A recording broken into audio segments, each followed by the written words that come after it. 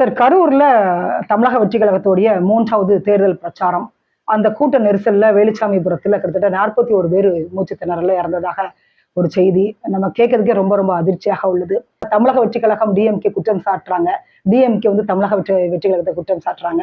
So உண்மையாகவே அங்க என்ன நடந்தது சார்? இல்ல, முதல்ல வந்து இவ்வளவு பெரிய சோகம் நடந்தது என்பதுக்காக எல்லோரும் வருத்தப்படுவது மட்டுமில்ல, நாடே வந்து பெரிய அளவுக்கு ஈடுபட்டு, அதாவது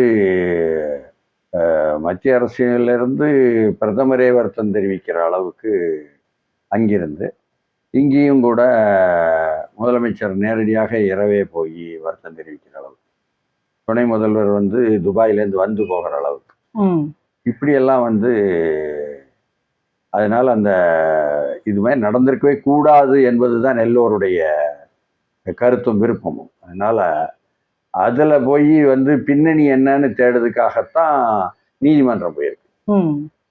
அது மட்டுமல்லாம நீங்க வந்து இங்க உள்ள காவல்துறை சம்பந்தமான எல்லா விசாரணையும் பண்ணிட்டு இருக்கும் பொழுதே சிபிஐ விசாரணைக்கு வருவது என்பதும் கூட நீதிமன்றத்துக்கு இருக்கு. அதனால விசாரணை என்பது நடக்கும். அதுல தான் அந்த தகவல்கள் வரும். ஏன்னா இது வந்து ஒருத்தருக்கு ஒருத்தர் குற்றம் சாட்டுவது என்பதுல வந்து மாறி மாறி பேசுவதனால பலன் கிடையாது. அது முக்கியம் இல்லை. இதனுடைய தாக்கம் என்ன மக்கள் மத்தியில், அரசியல் ரீதியான தாக்கம் என்ன, இது போன்ற விவாதங்கள் தான் பண்ணணும். அதுதான் ஆரோக்கியமா இருக்கும். இல்லைன்னு சொன்னா வந்து முதல் 2 நாள் அப்படித்தான் பின்னணியை பற்றியும் அது நடந்த நிகழ்வு ஏன் நடந்தது, எப்படி நடந்தது என்பதை பற்றியும் தான் வரும். அப்படி வந்ததையும் கூட நீங்க அப்படி பேசியதே தப்பு என்பது போல, கருத்துரிமையே இல்லை என்பது போல வந்து மறுக்கப்படுவதோ கைது செய்யப்படுவதோ என்பதெல்லாம் கூட நிறைய நடக்கும். 27 பேர் கைது செய்யப்படுவது, அதுக்கப்புறம் ஃபெலிக்ஸ் கைது செய்யப்படுவது. எடப்பாடி கூட எதிர்கட்சி தலைவர் அதை கடுமையாக கண்டிக்கிறார். இப்போ பிரச்சனை என்னன்னு சொன்னா, ஆரம்பத்தில் அவரும் செய்யலை அப்படி கடுமையாக கண்டிச்சு அரசாங்கத்தின் மீது என்று சொல்லலை. அவரும் கூட வந்து கொஞ்சம் அதிர்ச்சியாகி இருந்தாரா, அல்லது வந்து விஜய் போட்டியா வர்றாருங்கிறதுனால நம்ம ஆதரிச்சு பேசிடக்கூடாதுன்னு நினைச்சாருன்னா, அதுக்கு பிறகு மறுநாள் அவரே வந்து அங்கீகரிச்சு ஆதரிச்சு என்னங்க தப்பு நடந்துச்சுங்க மாதிரி சொன்னார். அதாவது தாமதமாய் வருவது என்ற கேள்வியெல்லாம் அங்கே கேட்கக்கூடாது. தாமதமாய் வருவது என்பது ஒரு விஷயம் நடக்கத்தான் செய்யும். பிரச்சனை என்னன்னா, தாமதப்படுத்தி வேணும்னு வந்தாங்க என்பது போலத்தான் எஃப்ஐஆர் முதல் தகவல் அறிக்கைகள் போட்டிருக்காங்க. தாமதமாய் வருவது என்பதற்காக வந்து நடந்த நிகழ்வுகளுக்கு எல்லாமே, சோகங்களுக்கு எல்லாமே வந்து காரணங்கள் ஆக்குவதா அந்த தாமதமாக வந்த தலைவரை என்றதெல்லாம் வந்து ஆச்சரியமா இருக்கு. இதுவரை எஃப்ஐஆர் அப்படி வந்ததில்லை. ஏன்னு கேட்டால், தாமதமாக வருவது என்பது வந்து எம்ஜிஆர் காலத்துலேருந்து பார்க்குறோம். எங்கள் வயதுக்கு டாக்டர் கிருஷ்ணசாமி எல்லாம் சவுத்தில் கிராமமாக வருவார். மாலை 4 மணிக்கு வர்றோன்னு சொன்ன கிராமத்துக்கு 4 மணிக்கு போக முடியாது. ஒவ்வொரு ஊர்லேயா பிடிச்சிக்குவாங்க தொண்டர்கள், ஆர்வமுள்ள மக்கள். அப்படியே தாமதமாய் இரவு 2 அதிகாலை 4 மணிக்கெல்லாம் வந்து கிருஷ்ணசாமி வந்திருக்காரு. நான் போயிருக்கேன், பார்த்துருக்கேன். மக்களும் காத்துக்கிட்டு இருப்பாங்க பாடல்கள் போட்டுக்கிட்டு காத்துக்கிட்டு இருப்பாங்க மக்கள். அப்ப இது வந்து மக்களுக்கும் தலைவருக்கும் உள்ள உறவுல தமிழ்நாட்டில் தொடர்ந்து நடக்கிற ஒரு நிகழ்வு தான். இந்த குறிப்பிட்ட புதிய கட்சியுடன் விஜய் வருவதை மட்டும் நாம குற்றம் சாட்டுவது எப்படி பொருந்தும் என்பதுதான் புரியாத புதிர் அது. அதனால இத்தனை விஷயங்கள் இருக்கு. அது மட்டுமல்லாமல் வந்து அந்த முதல்ல அவங்க கேட்ட இடம் என்பதுல வந்து 1,20,000 சதுர அடி இருக்கக்கூடிய இடம். நாங்கள் பொறியாளர்கிட்ட வந்து வரைபடம் போட்டு அதை அளவிட சொல்லி, அளவிடக்கான அளவிட்ட சான்றிதழையும் சேர்த்து வச்சு அனுமதி கேட்டோம் சொல்றாங்க இந்த தாவேக்கா பக்கம். இப்போ அந்த இடத்துல என்னன்னா ஒரு 5 வழிச்சாலையா அதையும் சொல்றாங்க. அப்போ 5 வழிச்சாலைனா மக்கள் வந்து தெரித்து ஓடும் பொழுது பல்வேறு வழி இருக்கும், இங்கே அப்படி இல்லை அப்படிங்க. இப்படி பல்வேறு விஷயங்கள் வந்து நமக்கு பார்க்கணும். என்னன்னா, டிபார்ட்மெண்ட்டுக்குள்ளேயும் அவங்க வந்து இதுமாரி ஒரு தப்பு நடந்திருக்கா, ஒரு சரியா நடக்கலையா. உளவுத்துறையை பொறுத்தவரை வந்து சரியா சொல்லலையா என்ன என்ற விஷயங்களும் கூட பார்க்கணும். முதலமைச்சர் வந்து அறிக்கை கொடுத்திருக்காரு. அதுல ரொம்ப தெளிவா வந்து எந்த தலைவனும் தன் தொண்டர்கள் சாகணும்னு நினைக்க மாட்டான் என்று சொல்றாரு. அது வந்து ரொம்ப ஒரு ஒரு பெருந்தன்மையான ஒரு அணுகுமுறை. பதிவாக இருக்குது. முதலமைச்சருடைய இந்த அணுகுமுறை பெருந்தன்மையோடைய இருக்கு. அது மட்டும் இல்லாமல் வந்து அதாவது விஜய் குற்றம் சாட்டல, அவர் பெருந்தன்மையா இருக்கு. அதே போல வந்து பாத்தீங்கன்னு சொன்னா அவர் அப்போ இரவு போனது என்பது போய் போனது என்பது கூட ஓரளவு, அதாவது தற்காப்பு மனோபாவத்திற்கு இவ்வளவு நடந்துருச்சே, இவ்வளவு மரணங்கள் சம்பவிச்சிருச்சே என்பதனால தற்காப்பு என்ற நிலைப்பாடு முதலமைச்சர் எடுத்திருந்தாலும் ஒரு அரசாங்கம் அப்படி எடுப்பது தப்பு கிடையாது. தற்காப்பு தான் எடுத்திருக்காரு. அவருடைய நிலைப்பாடு வந்து இதுல வந்து போய் தாக்குவது அரசியல் பண்ணுவது என்பது வேண்டாம். ஒரு தற்காப்பா இது மாதிரி இவ்வளவு மரணங்கள் நடந்திருக்க, எல்லோரும் பொறுப்பு வந்து அரசாங்கம் தானே சொல்லுவாங்க, காவல்துறை தானே சொல்லுவாங்க. காவல்துறைக்கு நாம தானே அமைச்சரா இருக்கிறோம். அதனால எல்லாமே குற்றம் நம்ம மீது தானே வந்து விழும். இது விவாதமாகும் பொழுது நீதிமன்றத்துக்கு வேற போயிருக்கேன், முதலமைச்சர் போகலன்னு கேள்வி கேட்பாங்களே. இப்படி பல்வேறு விஷயங்களை உணர்ந்துதான் அவர் வந்து அவர் சொன்ன வார்த்தைகளுக்கான உண்மை அர்த்தங்கள் வந்து புரிய முடியுது. அவர் வந்து உணர்ந்து தான் சொல்லியிருக்கிறாரு, உணர்ந்து தான் எழுதியிருக்கிறார். இப்போ ஏன்னா அவசியம் கிடையாது. அவர் வந்து எதிர்த்தரப்புல உள்ள விஜய் கை செய்வார்களா அப்படிலாம் எல்லா ஊடகங்கள்லையும் போட்டுட்டு இருக்கும் பொழுது எந்த தலைவனும் அப்படிலாம் விரும்ப மாட்டாங்கன்னு சொல்வது வந்து ரொம்ப பெரிய பெருந்தன்மையானது. அதனால இதில் வந்து இதனுடைய அரசியல் தாக்கங்கள் வந்து தேர்தல் நேரம் என்பதனால, இதுவும் தேர்தல் பரப்புரை என்பதனால ஆளுங்கட்சிக்கு எப்படி வந்து குற்றம் சாட்டுவதனால், அந்த பேரணியாக வந்தவரை குற்றம் சாட்டுவதனால் எந்த அளவுக்கு பலன் என்பதுதான் வந்து பார்க்கணும். ஆளுங்கட்சிக்கு பலன் இல்லை. நிறைய பேர் குற்றம் சாட்டுறாங்க என்றால் ஆளுங்கட்சிக்கு அது வந்து பலன் இல்லை. மாறா வந்து ஆள்வோரை ஆட்சியாளர்களை பொறுப்பு நீங்க தானே, எது நடந்தாலும் எல்லாமே நீங்க அனுமதி கொடுத்த பிறகுதான் நடக்கு, நீங்க எந்த அளவுக்கு பாதுகாப்பு கொடுத்தீங்க, எந்த அளவுக்கு முன்கூட்டி உணரலை என்ற விஷயங்கள் எல்லாம் கூட என்ன மாப் சைக்காலஜியை பற்றி பயிற்சியே கொடுக்குறாங்க ஐபிஎஸ்ல. என்ன அண்ணாமலை வேற வெளியே சொல்லிட்டார். அவர் சொல்லித்தான் ஓஹோ இப்படி கொடுக்காங்க நமக்கெல்லாம் தெரியும். அப்படி இருக்கும் பொழுது ஏன் அதெல்லாம் செய்யலை? அப்போ உளவுத்துறையும் அப்போ காவல்துறையும் எந்த அளவுக்கு வந்து சரியாக நடந்து கொண்டது என்பதை பற்றி அவங்க டிபார்ட்மெண்ட்ல என்கொயரி கண்டிப்பா போகும், அவங்க விசாரணை பண்ணுவாங்க. நாங்க பண்றோம் அப்படின்னு சொன்னா கூட மக்களுக்கு கொஞ்சம் திருப்தியா இருக்கும். இவ்வளவு பெருந்தன்மையுடன் பேசும் முதலமைச்சர் அதையும் சொல்லணும். இது தவிர கட்சிக்குள்ளேயும் அதே மாதிரி வந்து பார்க்கணுமோன்னு தோணுது. அவங்களுடைய குற்றச்சாட்டெல்லாம் எதிர்த்தரப்பிலிருந்து கட்சி மீதான தானே வருது, திமுக கட்சி மேல. அப்போ இதே மாதிரி திருச்சியில் நடந்துச்சு, KN நேரு மேல அப்படி எதுவும் வரல, அவர் அப்படி அணுகலாதாகவும் இல்லை. அப்ப இங்க மட்டும் ஏன் வருது? இதையும் நம்ம வேறுபடுத்தி பார்க்க வேண்டியது. இப்படி பல்வேறு விஷயங்களை ஒப்பிட்டு பார்க்கும் பொழுது என்ன நாம் வந்து பல விஷயங்களை கண்டுபிடிக்க முடியும். தவிர இதனுடைய அரசியல் தாக்கம் என்ன, நாடு பூரா தமிழ்நாடு எங்கும் சாதாரண மக்கள் எப்படி பார்க்குறாங்க, சாதாரண மக்கள் வந்து இதை கடைசியாக வந்து நடிகர் ரசிகர் என்று பார்க்க மாட்டேங்கிறாங்க. ஆனால் குற்றம் சாட்டக்கூடிய காணொளிகள் தான் அப்படி வந்து சொல்கிறாங்க. அப்போ ஏன் இவங்கெல்லாம் திட்டமிட்டு சொல்கிறாங்க என்பது போல போயிடும். ஏன்னா எல்லோருமே வந்து அரசாங்கம் பொறுப்பு இல்லைங்க, காவல்துறை பொறுப்பு இல்லைங்க, இப்படி வந்து பேச ஆரம்பிக்கிறாங்க. அப்போ இவ்வளவு மரண அளவுக்கு ஏன் விட்டீங்க என்ற அளவுக்கு அது வந்து கவனிக்கத்தக்க விஷயம். அதனால் ஆட்சியாளர்கள் கவனிக்க வேண்டிய வேலையே என்னன்னு சொன்னால், கருத்துக்களை வெளியே சொல்கிறவங்க, ரீதியாக சொல்கிறவங்க, ஆவணங்களை காட்டி நியாயங்கள் பேச வர்றவங்க, இவங்களுடைய கருத்துரிமையெல்லாம் வந்து மறுக்கிற மாதிரி கைது செய்வதும் வழக்கு போடுவதும் என்பது தீர்ப்பாது. தவிர எஃப்ஐஆர்ல முதற்கொண்டு அவர் மேலேயே குற்றம் சொல்லுவது, இது வந்து எல்லோரும் வேங்க வேலை உதாரணம் கட்டி பார்ப்பாங்க. யார் வந்து புகார் சொன்னாங்களோ, யார் அதனால் பாதிக்கப்பட்டாங்களோ அவங்க மேலேயே குற்றம் சொல்லித்தான் காவல்துறை சொல்லிச்சு. இதுவரை அந்த விஷயமும் புரியல. நீங்க தான் மலத்தை கலந்துங்க. ஆமா, அது மாதிரி வந்து இதுலேயும் வந்து பிளேம் அப்படிங்கிறது வந்து குற்றம் சாட்டப்படுவது என்பது வந்து அவர் மேலேயே தாவேகா விஜய் மேலேயே சொல்வது என்பது வந்து சால பொருத்தமானது அல்ல. யாரும் அப்படி அதை இணங்க மாட்டாங்க. நீங்க வந்து ஒரு கருத்தை சொல்றீங்கன்னு சொன்னா மக்கள் இணங்கணும்.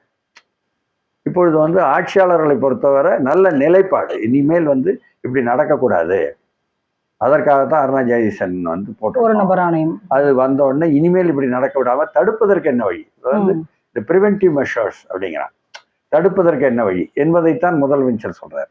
அது அன்னைக்கே அவர் உணர்ந்ததுனாலதான் அருணா ஜெகதீசனை போட்டார். அருணா ஜெகதீசன் உடனே எல்லோருமே வந்து தூத்துக்குடியை பார்க்க, தூத்துக்குடி துப்பாக்கி சூட்டுக்கு என்ன பின்னணி, யார் யாரு இந்த குற்றம் சாட்டி அருணா ஜெகதீசன் கொடுத்தது தான் தூத்துக்குடி. அந்த மாவட்ட ஆட்சித்தலைவரையும் அப்போ இருந்த மாவட்ட காவல்துறை கண்காணிப்பாளரையும் அங்கே உள்ள காவல்துறை பொறுப்பாளர்களையும், அது வந்து ஒரு தனியார் கம்பெனி, அவங்க கையாண்டாங்க, அவங்களுக்கு சாதகமாக போயிட்டாங்கன்ற விஷயங்கள்லாம் வந்துச்சு. அப்போ அப்படி வரும்பொழுது அங்கும் கூட என்னன்னு சொன்னால் அவர்களையெல்லாம் கொண்டு வந்து அந்த கலெக்டரையும் அந்த எஸ்பியும் அங்கே கொண்டு வந்து போட்டதே அங்கே உள்ள மாவட்ட அமைச்சர் என்று சொல்லி அதிமுக அமைச்சர் கடம்பூர் ராஜு மேலேயும் வந்துச்சு. அப்போ இங்கேயும் அதே மாதிரி தானே வரும்.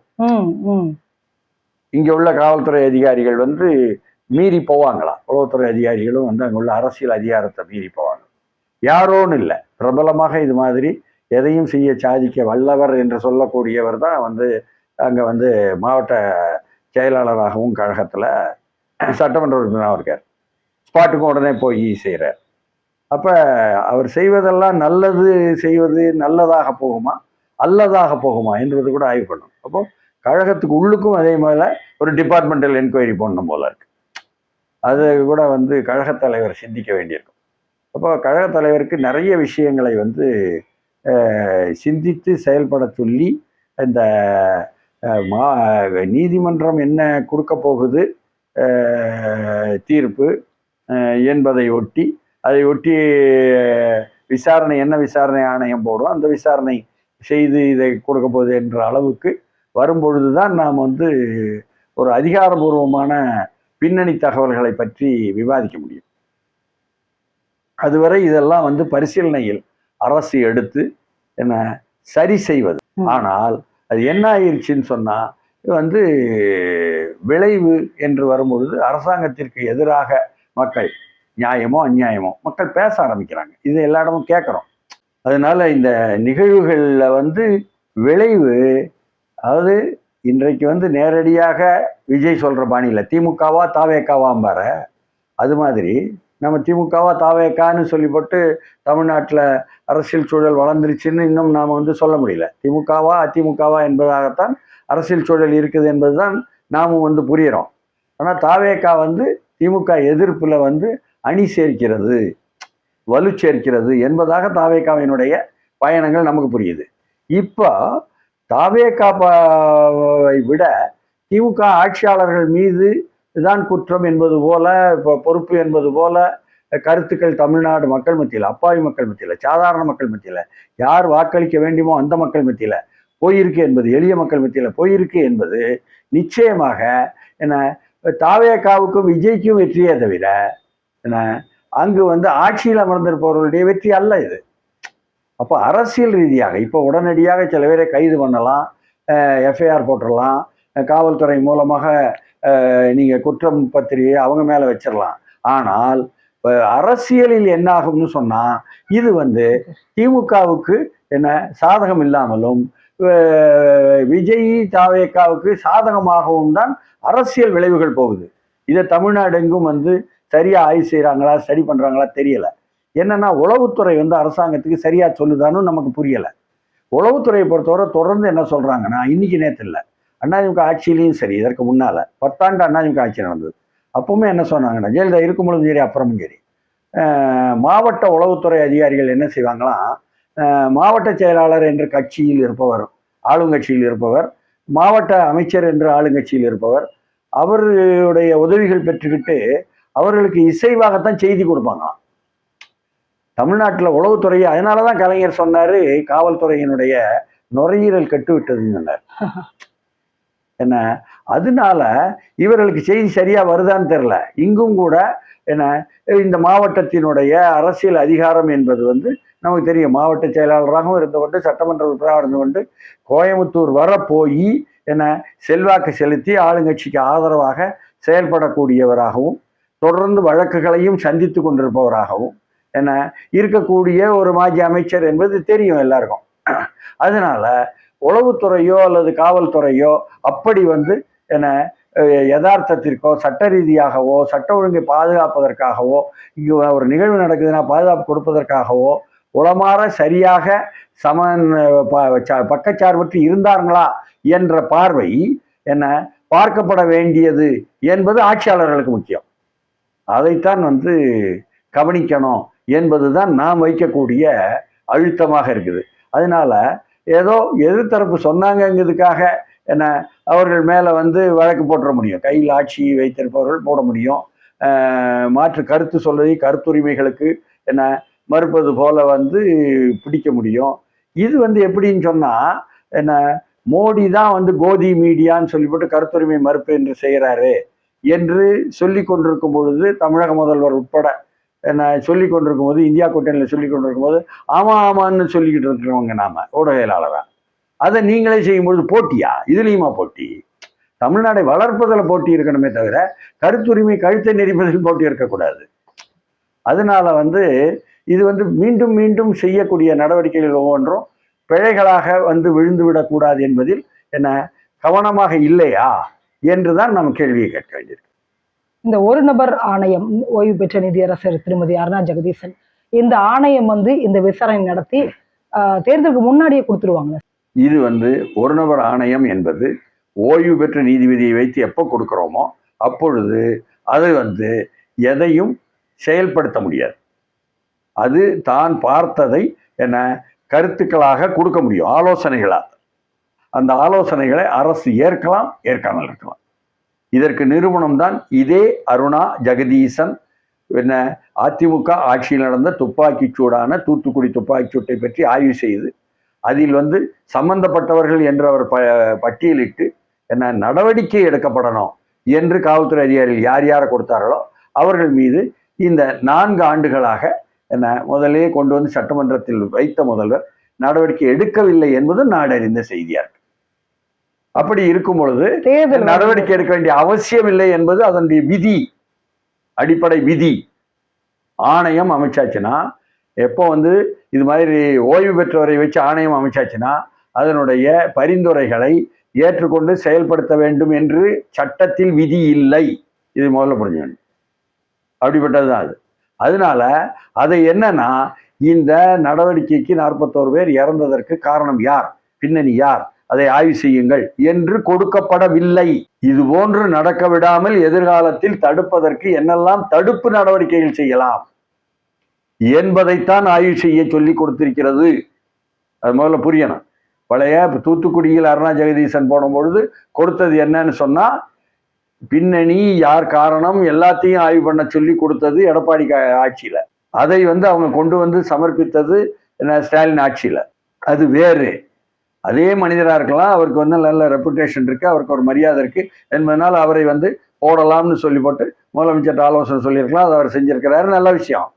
ஆனால் அவருக்கு கொடுத்துருக்கிற ரெஃபரன்ஸ்ன்னு சொல்லுவான், அந்த ஆணையத்திற்கு கொடுக்கக்கூடிய வழிகாட்டல் என்னன்னா இனி இதுவரும் நடக்கக்கூடாது என்பதற்காகத்தான். அருணா ஜெகதீசன் நேற்று வந்து இறங்கி அவர்கள் வந்து மக்கள் மத்தியில் பேசும் பொழுது, பாதிக்கப்பட்டவர் மத்தியில் பேசும் பொழுது, பலியானவர்கள் வீடுகளில் பேசும் பொழுது ஒரு திமுக காரர் வந்து பேசுவதும் என்ன ஒரு தாவேகாக்காரர் வந்து பேசுவதுமாக அங்கே நடந்த விவாதங்கள் என்பது காணொலியா வந்துட்டு இருக்கு. அதுல அவங்க சொல்றாங்க, அருணா ஜெகதீசன் சொல்றாங்க, அந்த முன்னாள் நீதியரசர் சொல்றாங்க, ஆணையத்தினுடைய தலைவர் சொல்றாங்க நேரடியாக நாம் இந்த ஒருவரும் குற்றம் சாட்டுவது என்பதை தாண்டி இனிமேல் இது போன்று நடக்கக்கூடாது என்பதற்கு என்னெல்லாம் தடுப்பு நடவடிக்கை செய்யலாம் என்று ஆய்வுக்காக வந்திருக்கோம். அதனால அந்த போன்ற ஆலோசனைகள் சொல்லுங்க என்று கேட்காங்க. இதை விட வேற என்ன வேணும்? அதனால இது வேறு. இதையும் அப்பொழுது நடந்த அருணா ஜெகதீசனுடைய ஆய்வு அறிக்கைக்கான காரணங்கள் என்ன செய்யணும் என்று கொடுக்கப்பட்ட வழிகாட்டல்கள் வேறு என்பதையும் புரிந்து கொள்ளும். சார், இப்ப விஜய் கட்சியுடைய அந்த பிரச்சாரம் என்பது இந்த தேர்தல் அதை முன்னிட்டு அது எப்படி போகும் சார்? அதான் அவங்க போயிட்டு இருக்காங்கல்ல, பிரச்சாரம் பண்ணிட்டு இருக்காங்க. அடுத்த வாரம் நாங்க வந்து பண்ண மாட்டோம், கொஞ்சம் பின்வாங்கியிருக்கோம்ன்றாங்க. மறுபடியும் இப்ப என்னன்னு சொன்னா அவருக்கு இந்த ஆதரவாக வழக்கு இருக்கிற பட்சத்துல நான் கேட்கிறேன். இப்ப வந்து இவங்க மேல எஃப்ஐஆர் போட்டிருப்பாங்க தானே சார்? வழக்கு தொடுத்து அதெல்லாம் சட்ட ரீதியாக அவங்க அது அது ஒரு ப்ராசஸ் இருக்கும்பொழுது இது மாதிரி அவங்கள பிரச்சாரத்தை மதுரை தொடரலாமா? கோர்ட்ல போய் கொடுன்னு சொல்லிட்டாங்க. உடனே மதுரை நீதிமன்றத்துல போய் அவங்களுடைய வழக்கறிஞர் சொல்லியிருக்கிறாரு, நாங்க ஆவணங்கள் வச்சு கொடுக்குறோம்னு சொல்லியிருக்கிறாரு, ஆதாரபூர்வம்ங்கிறாரு எதிர்த்தரப்பு மேல, ஆளுங்கட்சி மேல. உடனே இன்னைக்கு எடுக்கிறதா சொல்றாங்க. எடுப்போமே தவிர என்ன வெள்ளிக்கிழமை தான் விவாதிப்போம்னு சொல்றாங்க. இல்லை இல்லை, நாங்க அதற்கு பிறகுதான் விவாதிப்போம் என்பதாகலாம் வந்துகிட்டு இருக்கேன். அதனால நீதிமன்றம் எப்ப விசாரணை செய்யுதோ அப்பொழுதுதான் அந்த விசாரணையை ஒட்டி நீதிமன்றம் என்ன சொல்லுதோ அதை ஒட்டி தான் புரியும் நமக்கு. அப்ப இன்னும் சில மாதங்கள் தான் எலெக்ஷனுக்கு இருக்குது. அப்ப அதற்குள்ள இந்த வழக்குகள் வந்து முடிவதற்கான வாய்ப்பு 6 மாதத்துக்குள்ள இல்ல, இப்ப உடனடியாகவே எல்லாமே விரைவு முடிச்சு இதுக்கான இதை சொல்லிடுவாங்களா சார்? நீங்க சொன்ன மாதிரி அந்த கூட்டத்துல என்ன நடந்தது, பின்னணி யாரு, யார் காரணம், இதெல்லாம் கிளியரா கொடுத்துருவாங்களா சார்? அதுக்கு முன்னாடி நான் கேட்கிறேன், ஏப்ரலுக்கு முன்னாடி கொடுத்துருவாங்களா சார்? யாரும் காரணம் இல்லாமல் இயற்கையில் மக்களுடைய ரசிகர்களுடைய ஆதரவாளர்களுடைய உணர்ச்சி வசப்பட்டதனால் அந்த இடங்கள் எல்லாம் போதாததனால் அந்த இடங்கள்ல தெருவுக்குள்ள சந்துக்குள்ள போக முடியாம மோட்டார் பைக்குகள் எல்லாம் இருந்ததுனால் அது விழுந்ததனால் என்ன அடுத்து இந்த மஞ்சள் வாகனம் விஜயினுடைய வாகனம் உள்ளே வரும் பொழுது அப்படியே அதற்கு வழிவிடுறதுக்காக பின்னால தள்ளும் போது பின்னால் உள்ளவங்க தள்ளும் பொழுது விழுந்ததனால் அல்லது அந்த பள்ளத்தில் செப்டிக் டேங்குக்குள்ள விழுந்ததனால் இப்படி எல்லா காரணங்களும் என்ன காரணங்கள் இயற்கையாக எப்படிலாம் நடந்தது, அப்ப எப்படியெல்லாம் தடுப்பு நடவடிக்கைகள் பண்ணணும் என்பதை ஆலோசனைகளா அவங்களும் பரிந்துரைகள் கொடுக்க ஆரம்பிச்சிருவாங்க. எல்லோருமே ஆக்கப்பூர்வமாக பாசிட்டிவாக அணுகுவாங்க. அதனால நெகட்டிவா அணுகியது போதும், பாசிட்டிவா அணுகுவோம் என்பதை நோக்கி நாடு போச்சுன்னா தேர்தலை காரணமா காட்டியாவது என்ன, காரணம் காட்டாத பொழுது உள்ளது வேற. ஏன்னா எல்லோரும் திருந்தி நல்ல முகத்துடன் மக்களை சந்திப்போம் என்று வந்தாங்கன்னா நாட்டுக்கு நல்லதுதான். இப்ப எலெக்ஷன்ல டிவிக்கே போட்டியிடுவது அதுல எந்த ஒரு பிரச்சனையும் வராது இல்ல சார்? அதெல்லாம் அது முயற்சிகள்லாம் வரலாம், தடுக்கலாம், மறுபடியும் அதையும் எதிர்த்து வரும். மக்கள் அதிகமாக திரள்கிறார்கள் அவருக்கு என்பதனால்தான் அதிமுக எடப்பாடியாரும் சரி, என்ன அவரை விமர்சனம் பண்ணி கொண்டிருந்த சீமானும் சரி, என்ன பாஜகவும் சரி, அண்ணாமலை கூட எல்லோருமே என்ன விஜய் குற்றம் சொல்லாதே என்ற விஷயங்களை எடுத்துட்டு வராங்க. அப்போ மையமாயிருச்சு அவருடைய அரசியல் நிலைப்பாடு என்பதற்கு ஆதரவாக ராகுல் காந்தி பேசியது எல்லாமே சேர்ந்து மையமாயிருச்சு. அதனால அவருக்கு அரசியல் ரீதியில் மக்கள் மத்தியில் இருந்து கிடைத்த ஆதரவு என்ற பலத்தை விட அரசியல் அரங்கில் உள்ள தலைமைத்துவம் கொண்ட பல்வேறு கட்சிகளில் இருந்து வரக்கூடியது வலு சேர்க்கும் என்பதாகத்தான் முடியுது. தேர்தல் ஆணையம் இதை கவனிக்குமா சார்? எல்லாத்தையும் எல்லாரும் கவனிப்பாங்க, தேர்தல் ஆணையம் எல்லாம் கவனிக்க முடியாது, நீதிமன்றம் தான் கவனிக்குமே. தேர்தல் ஆணையம் ஆதாரங்களுடன் கொடுத்தா ஒரு கட்சியினுடைய பதிவை அதற்காக நீர்க்க முடியாது. இது பதிவு செய்யப்பட்ட கட்சி தான்.